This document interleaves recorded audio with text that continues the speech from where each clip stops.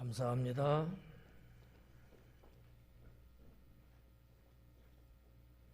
여러분 안에 계시는 주님 바라보고 그 주님과 함께 걸어가는 인생 되기를 축원합니다. 오늘은 43절부터 강해하도록 하겠습니다. 주보에 나와 있는 대로 도망가는 제자가 되겠죠. 도망가는 제자. 참 도망간다는 그 단어 자체가 주는 뉘앙스, 의미가 참 떳떳하지 못해요. 부끄럽고 죄송하고. 근데 그게 이제 현실이 돼버린 거죠. 예수님께서 이미 말씀하신 내용이 오늘 이 말씀 속에 나타나고 있는 그런 상황이 되겠습니다. 43절에 보니까 예수님께서 말씀하실 때에 곧 12 중에 하나인 유다가 왔는데 그래요. 12 중에 12이라는 거는 예수님의 제자를 말하는 거죠. 그 중에 한 명인 유다. 그러면 누구죠? 가룟 유다죠. 왜냐하면 유다라는 이름이 이스라엘 백성들에는 많은 이름이에요. 많은 사람들이 유다라는 이름을 쓰거든요. 그냥 유다 하면은 헷갈릴 수가 있어. 그래서 어떤 분은 가룟 유다하고 이렇게 또 유다라고 쓰니까 다른 사람인가? 이렇게 또 생각하는 사람이 있다는 거예요. 여러분은 없죠, 그런 사람? 없는 것 같아. 이쪽만. 뭐 우리가 그냥 이렇게 정황을 딱 보고 내용을 딱 보면 가룟 유다구나 이렇게 이제 알 수 있는 거죠. 가룟 유다가 왔다는 거예요. 지금 예수님이 겟세마네 동산에서 기도하시고 그런 상황이잖아요. 거기 이제 왔다는 거죠. 왔는데 대제사장들과 서기관들과 장로들에게서 파송된 무리와 함께 왔다 하는 거죠. 가룟 유다 혼자서 예수님께 왔다면은 문제가 달라질 텐데 혼자 온 게 아니고 어떠한 무리들과 같이 왔다는 거죠. 왜 왔겠어요? 예수님을 잡으려고 온 거죠. 아니 그냥 뭐 이런저런 사람하고 그런 사람이 잡는다면은 그럴 수도 있지라고 보는데 이 예수님 잡으러 온 무리 중에 제일 앞장선 가룟 유다라는 사실이죠. 이게 우리가 한번 좀 생각해 봐야 되는 내용이 아닐까. 때로는 우리도 이 가룟 유다 같이 살 수도 있다는 거예요. 가룟 유다는 이미 예수님을 팔았죠.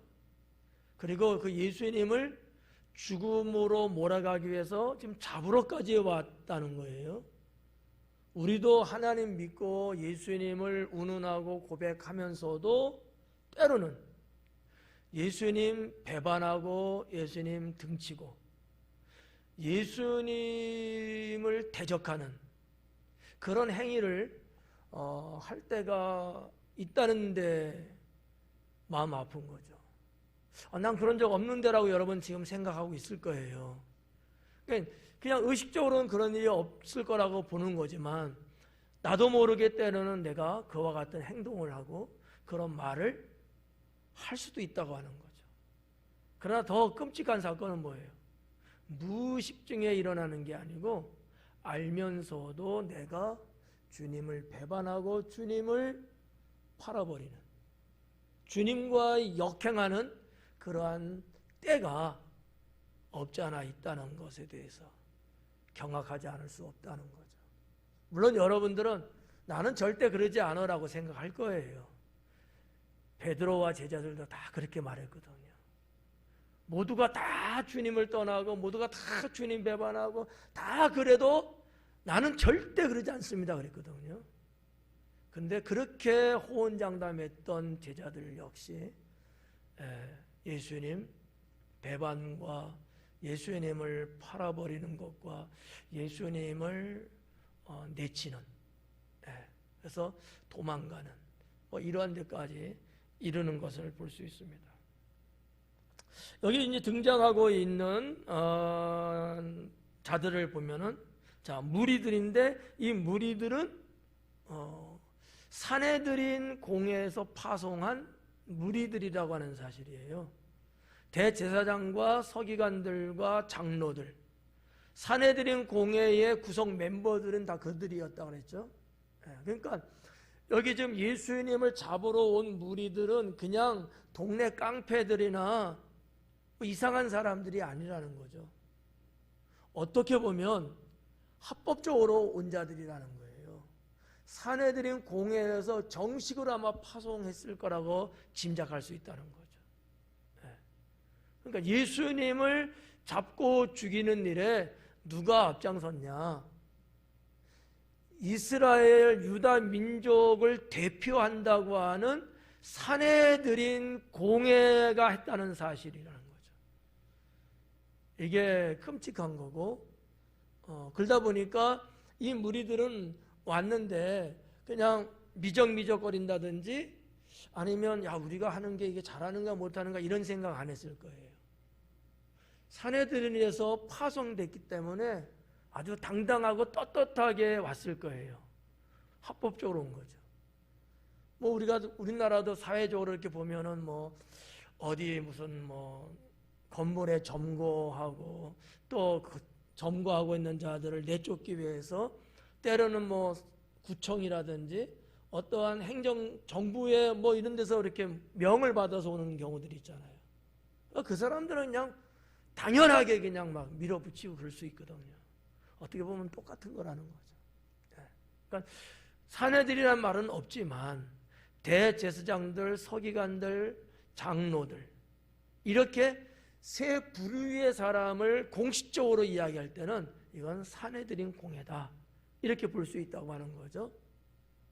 자, 그들에 의해서 파송된 무리다라고 하는 거예요. 파송된 무리. 그러니까 파송이라는 단어는 그냥 쓰지를 않는 거잖아요. 합법적이고 적법적인 절차에 의해서 됐을 때 파송이라는 단어를 보편적으로 이제 쓰는 건데 그랬다고 하는 사실이죠. 자, 이 파송된 무리예요. 이 무리라고 하는 단어가 이제 헬라어로 이제 오클로스라고 하는 단어거든요. 무리예요. 그냥 액면 그대로 무리죠. 근데 이제 무리인데 우리 마가복음에는 그냥 무리가 왔다 그러지만은 다른 성경 사복음에서는 거기에 수식어가 하나가 더 있다고 하는 사실이죠. 그 단어가 폴리스라고 하는 단어예요. 폴리스라는 단어는 무슨 뜻이냐면 다양한 아니면 숫자가 많은 이런 뜻을 갖고 있는 헬라어거든요. 이 폴리스라는 단어가 오클로스라는 단어를 수식했어요. 그러니까 무리가 왔다 아니고 다양한 숫자가 많은 무리가 왔다 이거예요. 이해 갈까요? 네. 너무 뭐 심취하고 있어갖고 그냥 눈동자도 안 바뀌고 있어가지고. 근데 저 눈동자는 좀 부드럽게 하면 좋아요. 싸납게 하지는 말고 무서우니까. 그러니까 이 폴리스라는 게 수식하면서 마가복음에서는 볼 수 없지만 다른 사복음서를 볼 때에 다양하면서도 숫자가 꽤 되는 무리들이 왔구나. 그것도 어떻게 보면 체포영장을 가진 것 같은 적법하고 합법한 방법을 통해서 이거는 이 무리들의 관점에서 볼 때 그런 거예요. 예수님이라 우리 신앙인이 볼 때 뭐 적법하다 합법하다 이게 아니고 그들의 입장에서 볼 때는 그렇다는 얘기죠. 44절에 보니까 예수님을 파는 자가 이미 그들과 군호를 짜 이르되 예수님을 파는 자가 누구죠? 가룟 유다예요. 그러니까 가룟 유다가 이미 이 무리들과 군호를 짰다라는 거죠. 이 군호라는 말은 보편적으로 이제 군대에서 사용하는 이제 용어인데 무슨 얘기냐면 뜻은 이런 거예요. 결의된, 합의된 신호예요. 서로 입 맞춘 신호야. 이렇게 하면 이렇게 하고 내가 저렇게 하면 저렇게 해라. 이미 이렇게 서로 쌍방 간에 합의가 됐어. 그래서 서로 신호를 맞춘 거예요. 신호를. 그걸 이제 군호라고 이제 보통 말을 하는데 그 군호가 있었다는 거죠. 이 군호를 짜 이르되 내가 입맞추는 자니 그가 예수다. 내가 입맞출 텐데 내가 입맞추는 자는 당신들이 잡으러 온 예수다. 그렇게 알아라. 이렇게 이제 짠 거예요. 여기 지금 내가 입맞추는 자니라고 했잖아요. 그를 잡아 단단히 끌어가라 하였는지라. 그러니까 가룟 유다가 지금 여기까지는 가룟 유다가 다 주도합니다. 어떻게 해야 될 것인지. 그러니까 내가 입맞출 거고 그러면 너희들은 그가 예수라는 자라는 줄 알고 그를 잡아서 끌고 가라. 이거예요. 근데 여기 보면 뭐라 했냐면 끌고 가는데 단단히라는 단어가 앞에 나와요. 단단히 끌고 가라. 실수하지 말라는 거예요. 왜냐하면 끌고 가다가 만약에 예수가 도망가면 큰일 난다. 물론 예수님이 도망갈 리는 없어요. 근데 가룟 유다는 그런 두려움이 있는 거야. 만약에 그런 사태가 벌어지면 가룟 유다는 스스로 이렇게 생각했을 수도 있어요. 나는 죽는다. 라는 생각이죠. 예수님의 제자들 중 이전에 자신의 동료 중에는 베드로를 위시해서 몇몇 제자들은 성질도 개팍하고 다혈질적이고 힘께나 쓰는 사람이 있거든요. 그걸 알아요, 가룟 유다가. 근데 상황이 만약에 극도로 이상하게 흘러가면 자기를 가만둘까요? 그러지 않을 거예요. 또 때로는 백성들 군중 중에는 예수님을 상당히 신봉하고 따르는 자들도 분명히 있죠. 그들이 만약에 여차하면은 자기 신변에 문제가 생길 수 있는 거를 그런 일이 일어나든 안 일어나든 지금 이상한 짓거리를 하는 가룟 유다는 심리적으로 불안한 거예요. 그러니까 잡아서 단단하게 끌고 가라. 실수하지 마라. 놓치지 마라. 반드시 빌라도에게 가야바 제사장에게까지 데려가야 된다. 도중에 일나면 큰일 난다. 이런 거죠. 마가는 이런 부분을 상세하게 기록했다는 거죠. 이거를 보면서 뭐를 알 수 있느냐? 가룟 유다의 마음이 얼마나 불안했는지, 얼마나 그가 초조한 마음으로 그가 갔는지를 우리가 짐작해 볼 수 있지 않을까라고 저는 생각합니다. 자, 이렇게 이제 보는데 여기 보니까 내가 입맞추는 자니 그이니라 이렇게 말했어요. 왜 이랬을까? 가룟 유다가. 저는 한 두 가지 정도 이유가 있다고 봐요. 하나는 잡으러 온 무리들은 예수님이 누군지를 몰라요. 그러니까 이자들은 뭐 예수님이 어디서 사역하시고 막 이럴 때 그 예수님을 보기 위해서 하다못해 구경하기 위해서 가본 사람들은 아마 아니었을 거예요. 왜냐하면 예수님의 그 현장에서 만약에 본 사람들이라면은 예수님한테 매료됐을 거예요. 예수님을 따르는 제자는 아니지만 예수님의 전하는 진리라든지 그분이 행하시는 놀라운 사역의 이적이라든지 이런 걸 보면서 예수님한테 반하지 않을 수 없거든요. 제가 추측하는 거예요. 그러나 이 무리들은 전혀 예수님이 어떤 분인지 몰라요. 이야기는 혹시 들었을지는 몰라도 아마 아니었을 거다라고 하나 볼 수 있는 거고요. 또 하나 두 번째 유추하는 거는 왜 이런 군호를 짤 수밖에 없었느냐. 두 번째예요. 예수님이 잡히시던 시간이 어두운 밤이었다라는 사실이죠. 알 수가 없어요. 누가 누군지를. 뭐 가룟 유다는 알죠. 근데 다른 무리들은 몰라. 왜? 예수님과 섞여 산 적이 없거든요. 예수님하고 공유한 적도 없거든요. 인상착의도 없어요. 요즘이야 뭐 포스터도 있고 뭐 나 핸드폰에 스마트폰에 사진 다 그냥 보내버리면 알지만 그 시대 그런 거 없거든요. 알 수가 없죠. 저는 우리 성도님들이 저 100m 저기 어디야 교회 입구 좌측 보면은 여기서 한 150m 되거든요. 딱 봐도 알아요 저는. 얼굴은 그냥 워낙 미인들에서 요만하지만 얼굴은 그냥 긴가민가 할 줄 몰라도 여러분들 걷는 폼만 봐도 아 누구구나 라고 알 수 있어요. 왜죠? 그만큼 같이 살아온 세월이 있다는 거죠. 그런데 가룟 유다는 예수님과 3년 동안 떨어지지 않고 동고동락했다는 사실이에요. 모를 리가 없죠. 그러니까 가룟 유다는 대번에 알죠 예수님.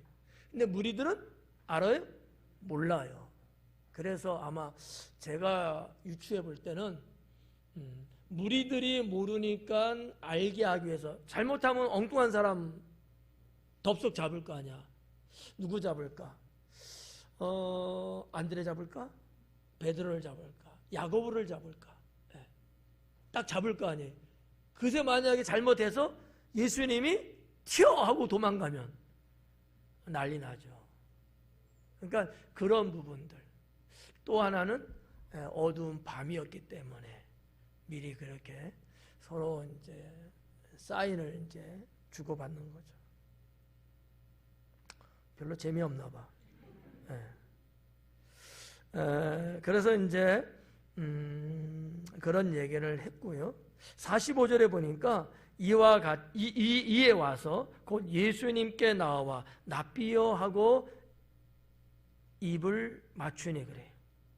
예수님께 와서 가룟 유다가 예수님께 가까이 와갖고 납비여 이러는 거예요. 그리고 입 맞추는 거죠.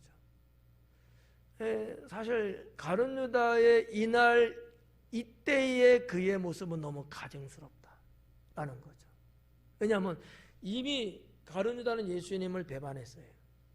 그죠? 그리고 지금 온 것도 예수님 따르려고 온 건 아니잖아요. 예수님을 죽음으로 넘기기 위해서 온 거잖아요. 그런데 그가 말한 단어가 뭐예요?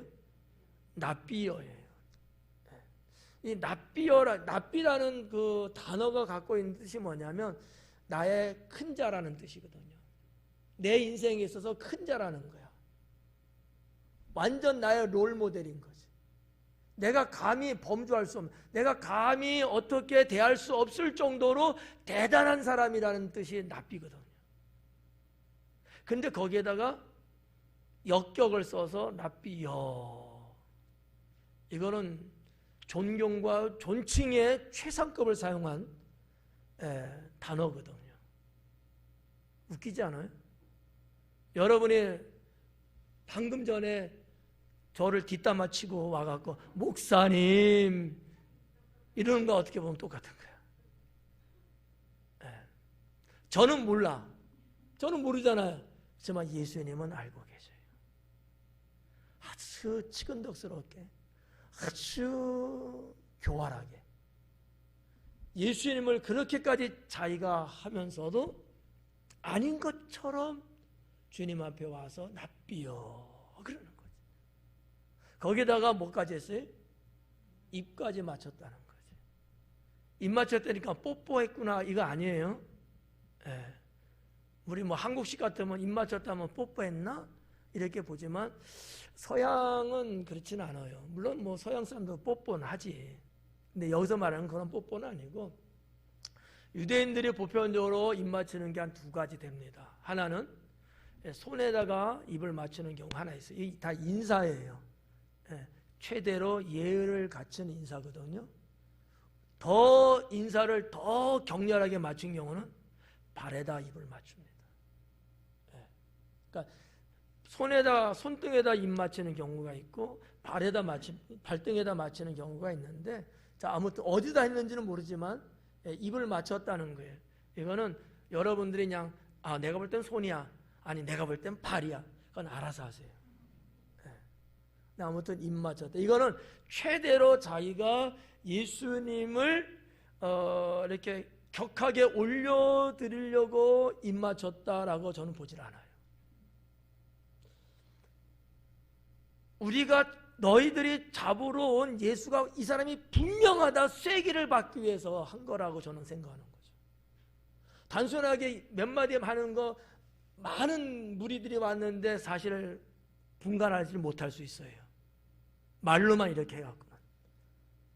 그건 뭐야? 확실하게 찍으려면 가깝게 접근해서 접촉을 하면은 누가 봐도 아, 저자구나 라고 알 수 있는 거죠. 그런 측면에서 제가 볼 때는 가룟 유다는 너무 교활하고 가증스럽다라고 하는 거죠. 이러한 그 입맞춤을 우리가 45절에서 볼 수 있는데, 이 원어를 제가 살펴보니까 카테필레센이라고 하는 단어로 되어 있어요. 카테필레센. 카테필레센이라는 단어의 뜻이 뭐냐면 입 맞추기는 입을 맞추는 건데 거기 앞에 하나 붙는 게 있어요. 강렬하게 입을 맞추다. 그러니까 아주 적극적이고 아주 열광적으로 입을 맞출 때 사용하는 단어라는 사실이죠. 좀 여러분 좀 이렇게 연상이 좀 되지 않아요? 평소에 입 맞춘 정도가 아니었다는 거예요. 네. 그러니까 제가 쐐기를 박으려고 한다는 것이 바로 이런 데서 이 생각난 착안된 내용이라는 거죠. 여러분은 가룟 유다 같은 사람 되지 않기 바랍니다. 네. 아멘을 믿어도 될는지 모르겠어요. 이러한 경우들이 우리 인생사 속에 있거든요. 지금은 저하고 여러분하고 특별히 나쁠 이유는 없죠. 어때요? 저하고 나쁠 이유가 있어요? 현재까지만. 앞으로는 있을 수도 있겠죠. 네. 분명히 제 뒤통수 칠 사람이 여기 있을 수도 있거든. 네. 그래서 내가 조심해야지. 근데 조심해도 어쩔 수 없어. 당하는 거니까. 가룟 유다의 이 행위, 신앙을 떠나서 인간적으로도 이거는 있을 수 없는 건데 가룟 유다는 그렇게까지 하더라라는 얘기죠. 유대인들의 그 문헌을 살펴보니까 이 인사를 이제 하잖아요. 인사를 하는데 이렇게 예를 들어서 지금 예수님과 가룟 유다 아닙니까? 그러면 스승과 제자잖아요. 둘 사이인데 인사를 누가 해야 되는 건가? 라는 문제예요. 예절적인 문제겠죠? 윗사람이 뭔가 표현과 표출했을 때 하는 거라는 거죠. 근데 지금 가룟 유다는 자기가 나서서 먼저 한 거예요. 그러니까 격에도 안 맞았던 그의 인사였다. 그러니까 정말 인사하고 싶은 인사한 건 아니죠. 신호를 보내기 위한 인사였기 때문에 예수님은 가만히 계셨지만 그는 다가서서 인사했다는 거죠. 그래서 누가복음에 보면 말이죠. 제가 말씀 쭉 드리는 거는 제가 꾸며낸 얘기는 아니에요.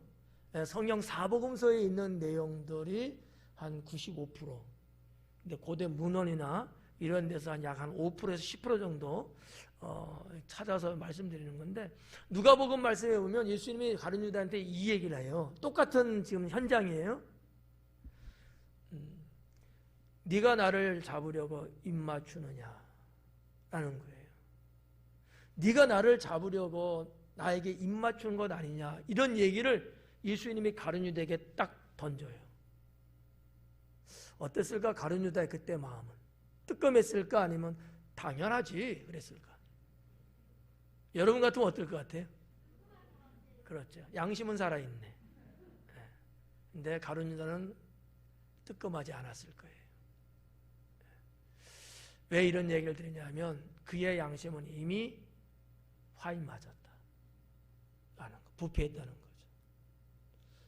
그 부분, 양심이라는 그 부분이 조금이라도 살아있었다면은 아마 이렇게까지 모질게 예수님을 팔아넘기는데 앞장서지는 않았을 것이다.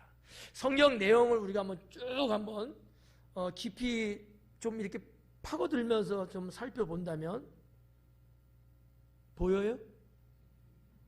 네. 가룟 유다는 여기까지 역할하고 싹 사라집니다. 왜일까? 네? 돈 타먹으려고? 돈 이미 탔어. 잘못하면 죽을 수 있으니까. 잘못하면 죽을 수 있으니까. 네. 아마 죽었을지도 몰라요. 거기 있었다면. 베드로가 칼로 베어버릴 수도 있었어요. 그 부분은 이따가 좀 말씀드릴게요. 가룟 유다는 마가가 기록한 것이나 사복음서 보면 가룟 유다가 등장한 내용을 기록한 건 여기까지인 것 같아요. 그 후로는 이제 안 나와요. 제가 이제 느끼는 거예요. 가룟 유다는 예수님이 누구라는 것까지만 알려주고 그는 빠졌다. 왜? 무서우니까. 도망간 거예요. 그리고 이제 시간이 지난 다음에 그가 이제 자살하는 데까지 이제 가는 거죠. 제가 말재간이 없어갖고 재밌게 해드려야 되는데,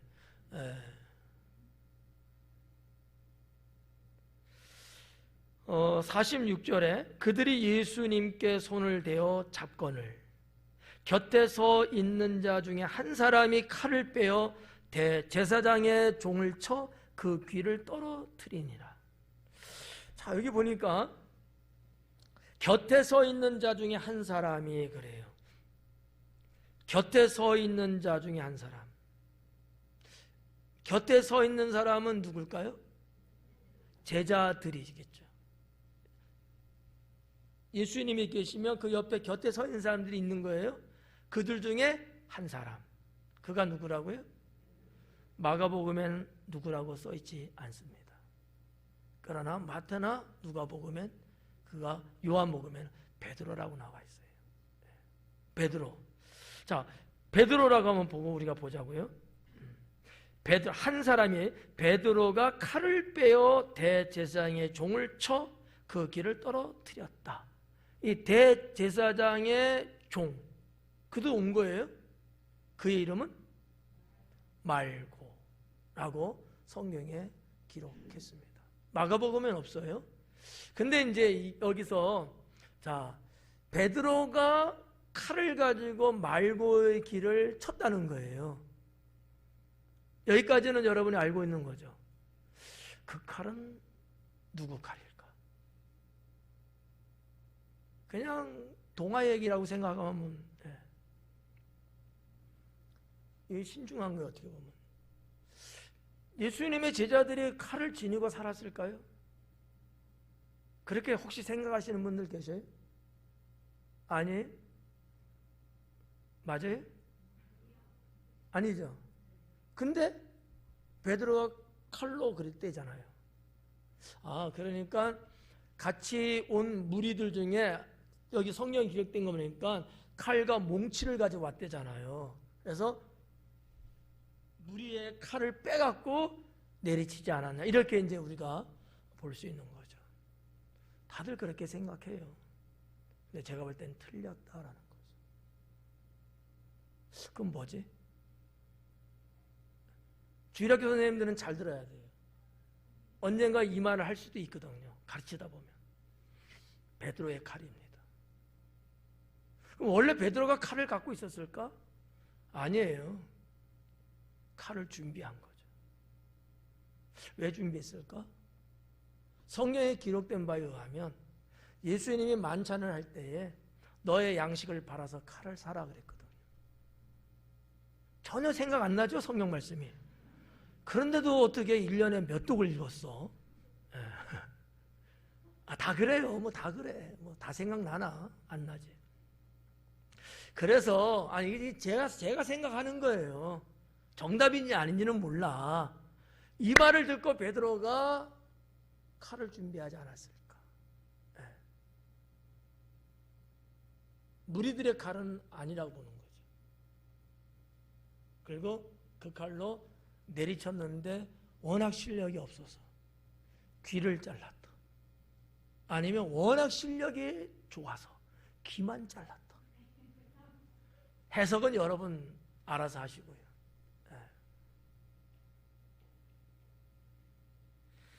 제가 거짓말을 할 수 없잖아. 이 예배가 여러분 인터넷에서 실시간 방송되고 있단 말이에요. 근데 제가 거짓말 할 수는 없잖아요.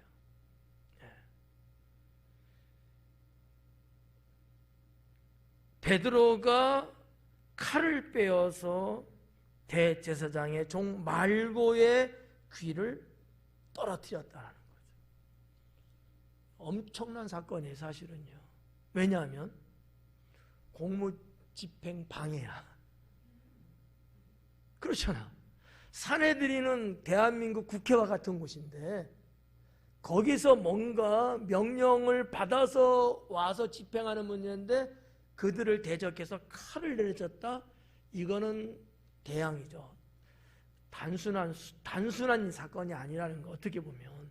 그런데 베드로만이 할 수 있었던 거야. 왜? 욱했잖아. 베드로는 이 새끼가 그냥 하고 아마 그러지 않았을까. 예수님을 사랑하는 것도 대단했지만 그 광경을 보면서 참지 못했을 거예요. 예수님을 뭐 멱살을 잡든지 뭔가 잡으니까 가만두고 볼 수 없죠. 감히 우리 예수님을 하면서 칼을 아마 휘둘리지 않았겠는가라는 거죠. 우리가 베드로의 뭐 성격 다혈질적이고 감정이 노출되고 이런 사람이라고 알고 있으면서 때로는 그런 부분들을 좀 좋지 않게 보는 성향은 있어요. 그런데 반면에 그자만큼 예수님을 또 아끼고 사랑하는 자가 있었겠느냐라는 거죠.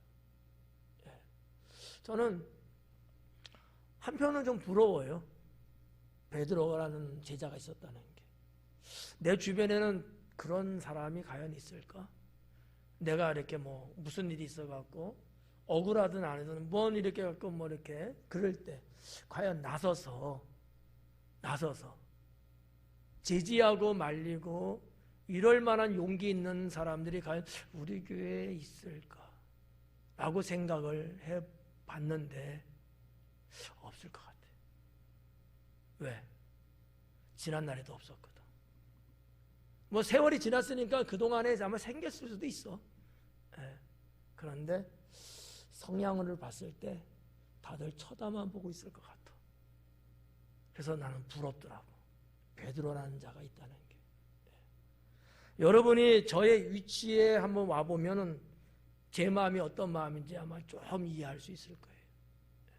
그렇잖아요. 여러분 집안에서 이웃이든 뭐 아니면 뭐 누가 하고 있는데 부모인 여러분이 그런 일 당하는데 자식들이 멀뚱멀 쳐다보면서 구경만 한다면 여러분 어떨 것 같아요? 피가 거꾸로 돌아갈걸? 네, 비슷한 거예요. 우리 예수님의 마음은 어땠을까? 그 광경을 보실 거 아니야. 내가 그냥 웃자고 하는 얘기예요. 이 자식 괜찮은데 쓸만하다. 나를 그토록 챙기는 건 너밖에 없구나. 언제나 안 좋은 거든 좋은 거든 맨 앞장서서 나서서 문제를 해결하려고 했던 자는 베드로였거든요. 베드로였어요. 그것이 실수일지라도. 그런 측면에서 예수님이 어떻게 보셨는지는 모르지만 제가 볼 때 그래서 베드로는 그래 제자 중에 으뜸인 건 분명하구나 라는 생각을 해볼 수도 있겠다라는 생각을 갖습니다. 여기 이제 넘어가서 48절에 예수님께서 무리에게 말씀하여 이르시되 너희가 강도를 잡는 것 같이 검과 몽치를 가지고 나를 잡으러 나왔느냐 그래요. 예수님이 이제 어두운 밤이지만 그래도 이제 보일 거 아니에요. 알았잖아. 그러니까 이렇게 이제 그들에게 말을 하시는 거예요. 그러면서 뭐라 그래? 49절에 내가 날마다 너희와 함께 성전에 있으면서 가르쳤으되 너희가 나를 그때는 잡지 아니하지 않았느냐. 성전이라는 곳이 어디예요? 예루살렘 성전이잖아요. 그 장소가 뭐예요? 공개된 장소예요. 공개된 장소. 누구나 가까이 올 수도 있고 뭐 누구나 다 뭐 할 수 있어요. 근데 그때 거기서 내가 백성들한테 내가 복음을 전하고 사역을 했지만 너희들은 그때 나 잡지 않았다. 무슨 얘기예요? 나의 행위에서 불법을 너희는 찾지 못하지 않았느냐. 그러니까 지금 너희가 나를 잡는 것은 내가 불법을 저질러서 잡는 것이 아니다라는 얘기예요. 어렵나요? 이해 가나요? 네. 표시가 안 나서. 이제 그런 부분들이고요. 그래서 이제 49절의 뒷부분에 보니까 이랬어요. 그러나 이는 성경을 이루려 함이니라 하시더라. 내가 불법을 행하지 않았기 때문에 너희는 공개된 성전에서 얼마든지 나를 잡을 수 있는 장소였지만 너 안 잡았다. 근데 왜 너희는 이 밤중에 와서 나를 잡느냐? 근데 너희가 나를 잡는 이 행위는 이미 성경에 기록된 것을 이루기 위한 것이다. 예수님이 이렇게 말씀한 거예요. 예언된 대로 진행되고 있는 모습이죠. 여기 이제 성경을 이루려 함이니라 해서 이 성경이라고 하는 단어가 그라파이라고 하는 단어로 구성됐어요. 그라파이. 그라파이는 그라페의 복수형이에요. 그러니까 그라페는 성경인데 그라파이는 성경인데 복수니까 성경들. 또 그냥 일반 문서로 볼 때는 글들 이렇게 볼 수 있는 거거든요. 우리가 보고 있는 성경은 몇 권이에요? 지금 뭉쳐져서 한 권이잖아. 근데 지금 예수님 이 당시에는 이렇게 합본이 아니잖아요. 이사야서 하나, 잠언 하나, 이런 시편 하나 이렇게. 그러니까 성경의 복수죠. 그래서 그라파이라고 기록이 된 거예요. 복수의 성경. 근데 여기 보니까 성경이라고 했는데 마가복음에 그냥 성경이라고 했어요. 그런데 이것이 마태복음에 보면 선지자의 글이라고 돼 있어요. 선지자라는 명칭, 선지자가 등장하는 때는 예수님 시대 신약이에요? 아니면 그전 구약이에요? 구약이죠. 선지자의 글, 선지자의 성경이니까 구약의 성경이죠. 근데 복수예요. 이런 거죠.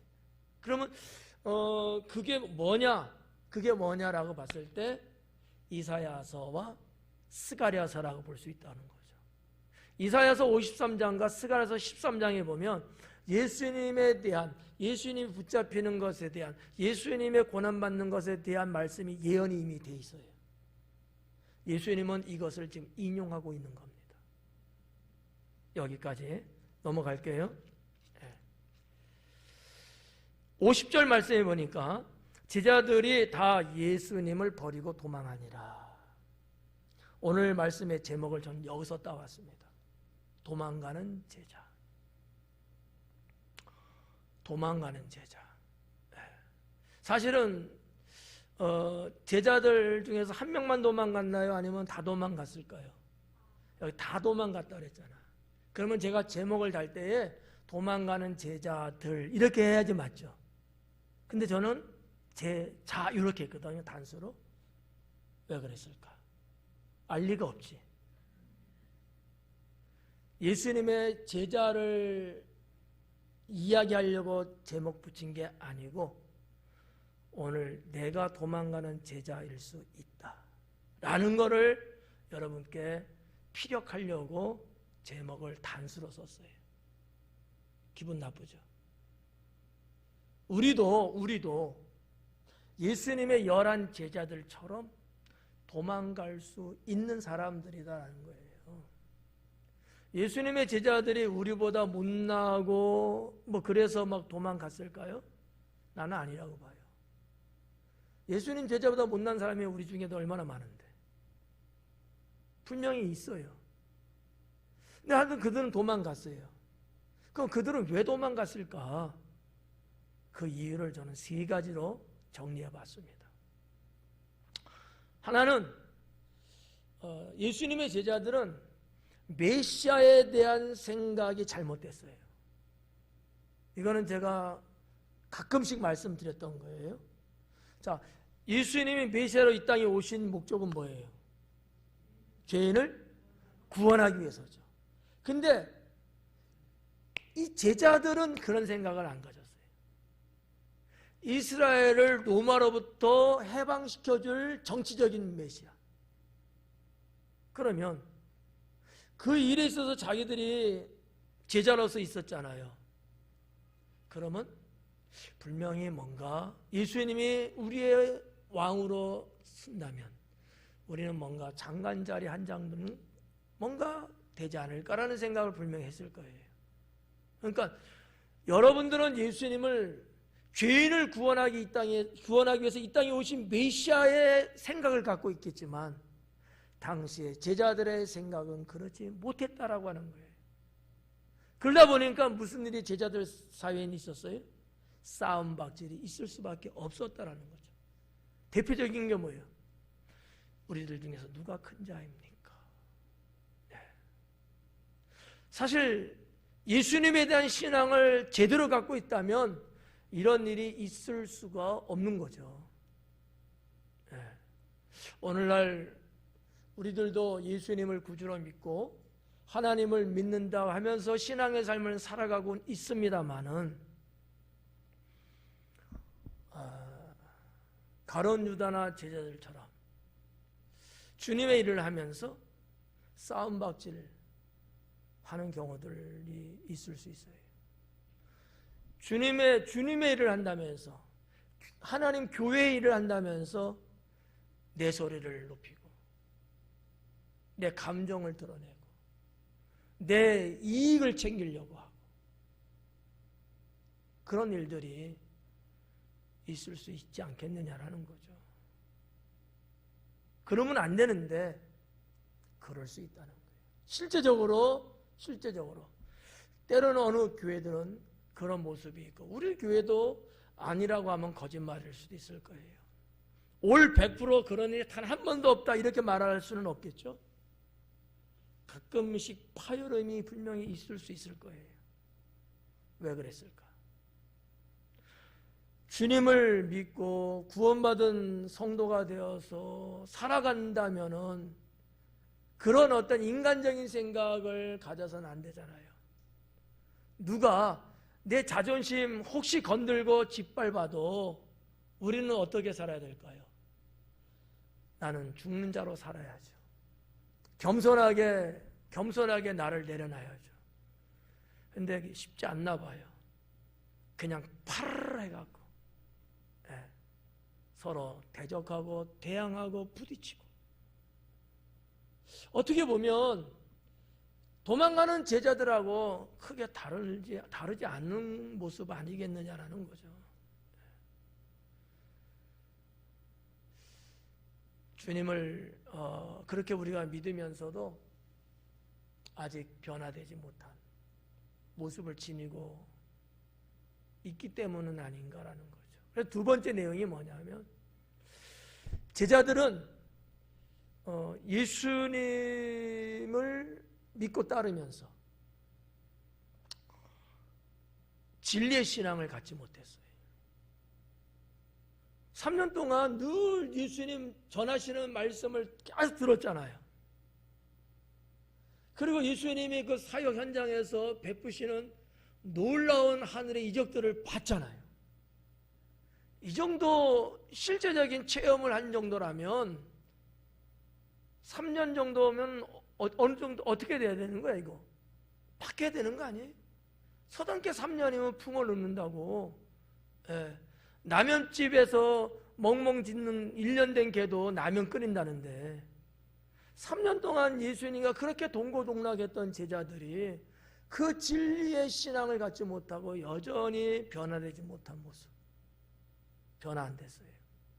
변화됐다면 과연 예수님 두고 도망갔을까요? 내가 죽으면 죽으리라 했겠죠.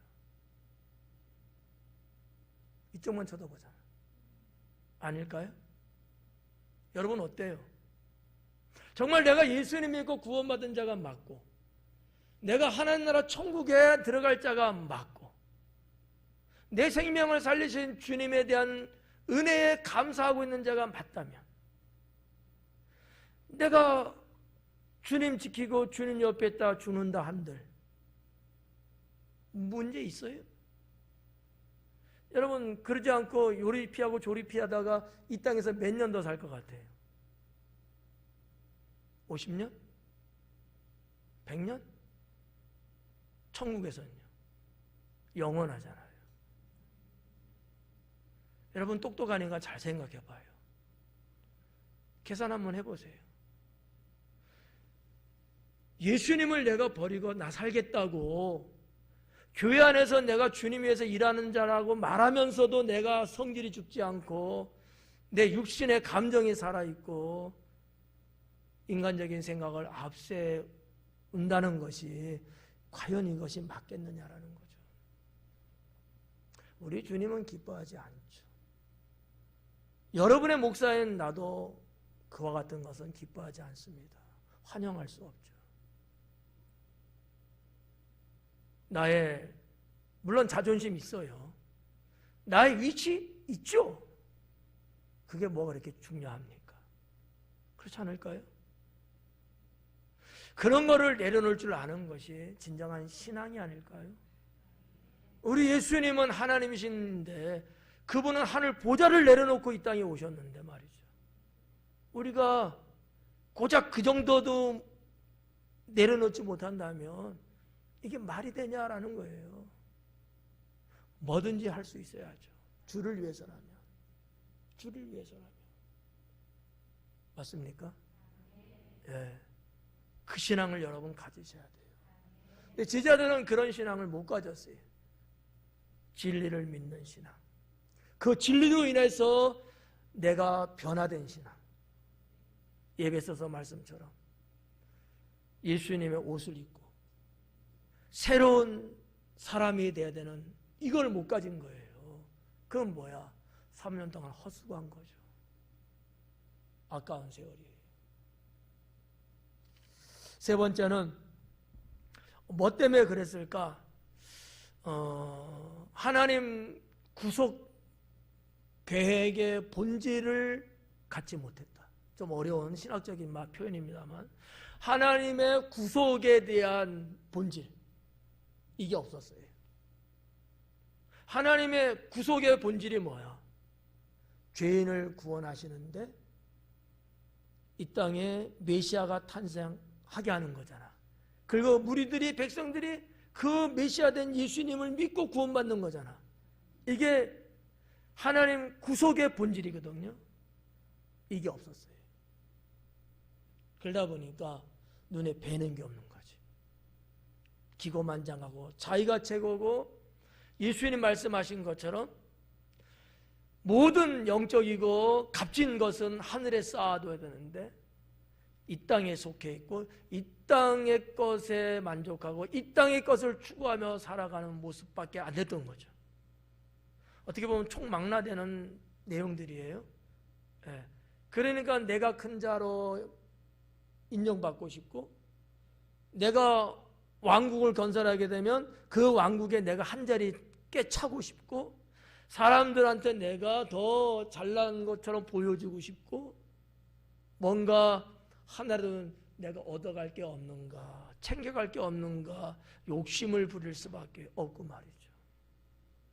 근데 단지 이게 예수님 제자들의 모습에서만 발견하는 게 아니고 오늘날 우리들의 모습에서도 발견될 수 있는 내용들이라는 것을 우리가 감안한다면 우리는 경계해야 합니다. 저는 이렇게 한 3가지 정도로 예수님의 제자들이 그렇게 주님을 위해서 내가 죽을지언정 죽음의 자리까지도 내가 가겠습니다라고 말했던 제자들이었는데 왜 도망갔을까? 그 마음 이거는 투철했을 거예요. 저는 그렇게는 보고 싶어요. 그 마음만은 분명히 진정했을 거야. 진정성이 있어. 근데 그걸 지키지 못한 거지. 왜? 메시아에 대한 생각이 잘못됐고 진리를 믿는 올바른 신앙이 없었고 하나님 구속의 본질을 뭐가 뭔지 몰랐고, 이런 것들 때문에 제자들은 다 뿔뿔이 도망갔다고 저는 생각합니다.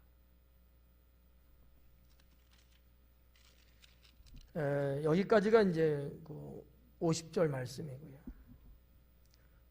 51절과 52절 보면 51절에 한 청년의 벗은 몸에 배 혼니부를 두르고 예수님을 따라가다가 무리에게 잡혔다 그래요.